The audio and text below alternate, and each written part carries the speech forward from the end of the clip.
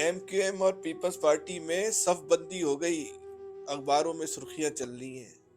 T V پہ head line چل رہی ہے، بریکنگ آ رہی ہے، بریکنگ، کیا اختلافات بڑھ گئے۔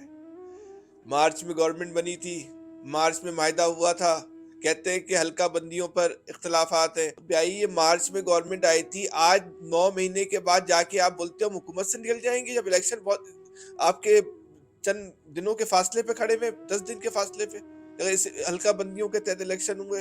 اس مردم شماری کے تحت الیکشن ہوئے، مارچ میں کیوں نے یہ موقف کیوں نہیں اختیار کر لیا بھائی؟ کیوں نہیں اس وقت تم جو ہے وہ خاموش بیٹھے رہے؟ جب پوری پاکستان کی سیاسی قیادت ملک کی تاریخ میں پہلی مرتبہ تمہارے در پر آ گئی، سیکرٹری لوکل گورنمنٹ کو نوٹیفیکیشن واپس نکالنا تھا جناب، اس وقت آپ یہ شرط رکھ دیتے زرداری صاحب سے کہ ہم آپ کے ساتھ آ رہے ہیں، سیکرٹری لوکل گورنمنٹ کو فون کریں اور بولیں کہ حلقہ بندیوں کو اور حد بندیوں کو اس کو ڈی نوٹیفائی کر دیں۔ نہیں کیا نا آپ نے، پھر کیوں کرتے ہو ابھی ڈرامہ؟